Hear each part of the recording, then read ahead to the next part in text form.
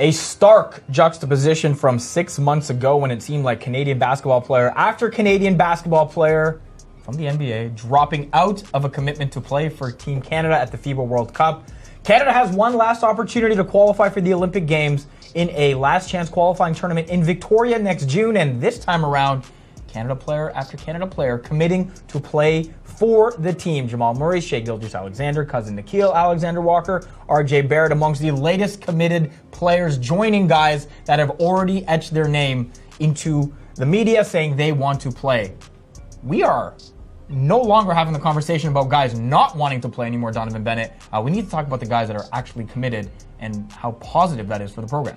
Yeah, and also, I mean, look at the date.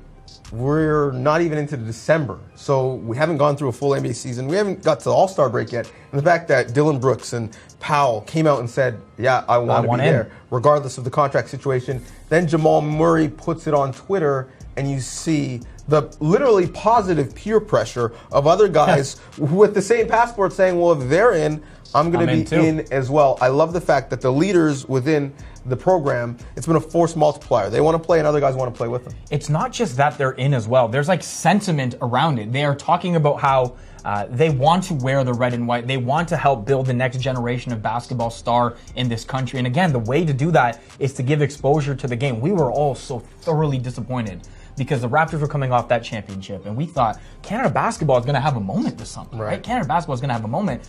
You could argue, fully loaded, they're the second most talented international team in the world behind the United States of America, who we don't even know the level of commitment they're going to get, right? We don't know what level of star is going to play, but still, I have no problem putting them above a healthy U.S. team, obviously above Team Canada. Yes, there are other strengths, like Spain is good. Some of the teams Canada are going to have to play, Greece, they're good too, but like fully loaded top to bottom, Canada could field an entire NBA team on their international roster, which is crazy. Yes, and they're going to need that depth, that depth of high-level player, because now that we know the group that they're going to be in, they're going to be in a group with probably the best player on the planet. Giannis Antetokounmpo in Greece. Let me go through the group. Czech Republic, Turkey, China, Uruguay, all within the 6-team tournament in Victoria. One of those 6 teams is going to make the Olympic Games. That's it. The last 3 qualifiers have one team from each making the Olympics.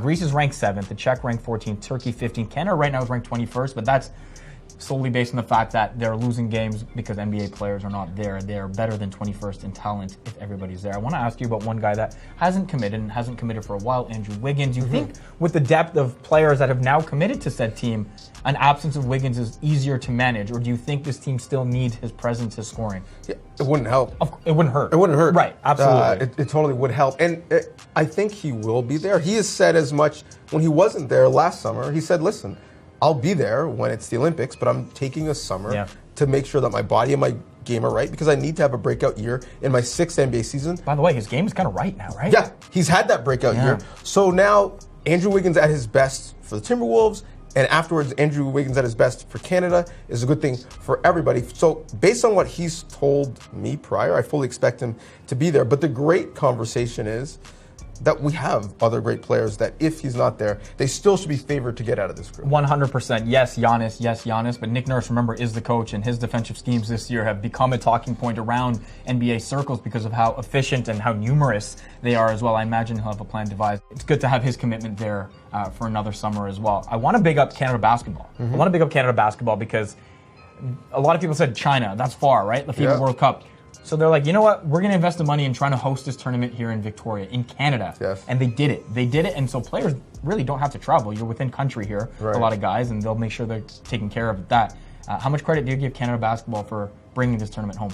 Massive, right? Because it doesn't just help get them to the Olympics. It helps grow the game right here in this country. The fact that people are talking about it now in December, in the weeks leading up to December, is a great thing for the sport. So we've talked about the players and we needed their commitment. This is a 2-part conversation.